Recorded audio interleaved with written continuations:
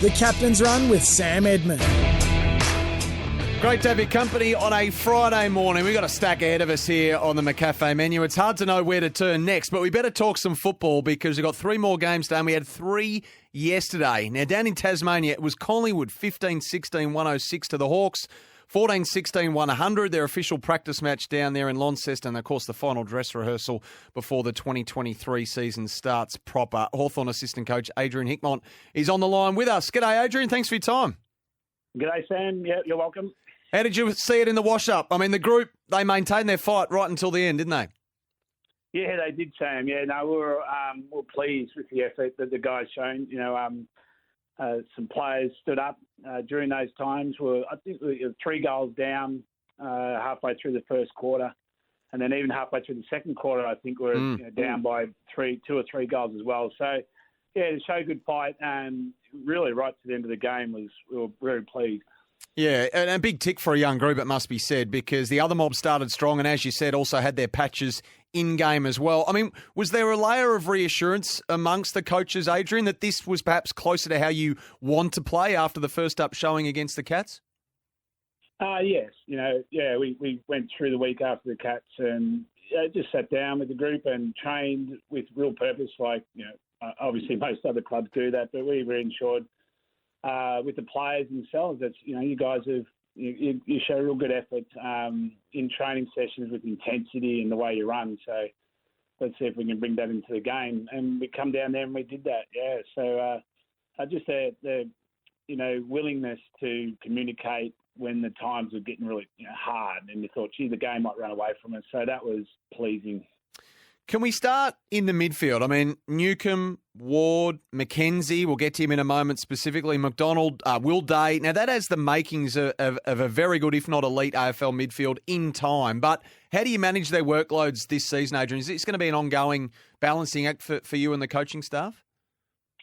Yeah, it is. You know, you're right about young McKenzie, and Josh Ward, you know, is a good little player as well. So, and you had Newcomb and Warple, Nash, young Will Day, so the McGuinness as well, and Harry Morrison's, he'll be back pretty soon, we expect as well. So the depth is really good, and they're young fellas. You know, they put pressure on each other at training sessions, which is really good to see, going up against each other. Now they get to go up against opposition, but yeah, monitoring their workload through the year will be, you know, in our front of our minds as well, making sure they get through the whole year without, you know, getting worn out.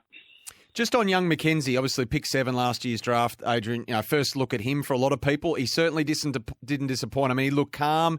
He looked composed. I mentioned earlier he might just be, and I've only seen him for 1 game, one of those players who just has an annoying habit of making things look very easy. Yeah, that's right. And that's hard to do, isn't it? Oh, my word. We didn't have that in the game, but he's a beauty. He's the way he trains, his composure with the footy, even during training sessions. You know, we do, you know, handball games and contested stuff, and he's shown that right through pre-season. So, and then to bring it into the game, as you can see, his composure with the ball in his hands, and then when he hasn't got the ball in his hands, his running patterns are really impressive too. So yeah, he'll be you know, hopefully a good young consistent player for us, who's excited to be playing against you know, other teams as well. Can I ask you about Finn McGuinness? So obviously, you know, turned some heads, didn't he, last year with his run with roles, his tagging roles. Has he been earmarked for a similar, I guess, role this year? Yeah, similar one. Yeah, he's progressing through his football all the time. Really disciplined young man. Loves footy and loves playing a role for the team, as you know, as we all do. So he'll be progressing as the year goes on, but I'm expecting to do the same thing as he did last year, with a little bit more extra, you know, thrown here and there challenges for him. Down back, how's Denver Granger Barras tracking? I mean, do you think Hawk supporters are too impatient with him? Through no fault of his own, it would seem, you know, some players just become the topic of conversation. How would you assess his development as a key position player? Yeah, he's you know, up and down his form, but that's not uncommon for a young. He's 20 years of age, 21 years of age. He's played 16 AFL games. I actually think he's 20. He's turning 21 this year. So a young man that's you know, playing down back is extremely hard work on quality forwards. So a lot of young men in our view come through the system up and down, and he's working his game out, working really hard at it with Cade Simpson, the backline coach. So he's moving forward in our eyes all the time. At times, like he can go out and continue to work on his form and work on his confidence. But he's going to be a good player. We've absolutely got trust in him. And just be patient. He'll come good. There's no doubt about that. I guess the question over who your number one ruckman was going to be first surfaced during the trade period with what you did there. I'm not sure if the picture's any clearer, at least from the outside looking in. I mean, internally, do you know who your number one ruckman's going to be here? Is it Lloyd? Is it Ned?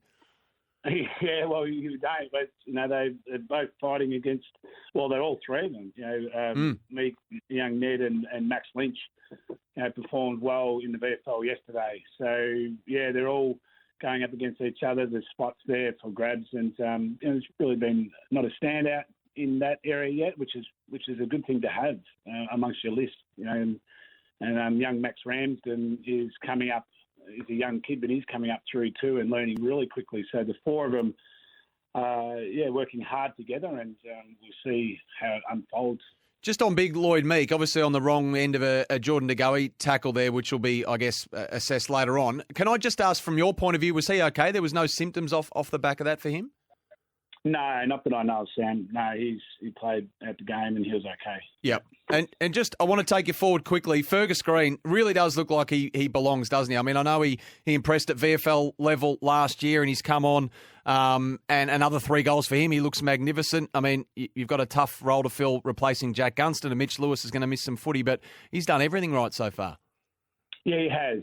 Showed good form last year, come into the AFL squad, and really the way he trains and works together with his other forward line. That's an impressive bit. He's only been here 6 months or a bit less, and to gel with the other forwards and find his spot in that role. Yeah, he can read the play really well, and he's a good young man. He works hard, and he picks goals. So it's all what you want from a young forward that comes into the side. I reckon there was plenty to like out of it, Adrian, last night for your Hawks. So thanks very much for joining us. Appreciate your insights and your takeaways from the game. Safe travels back, and best of luck for the start of the season.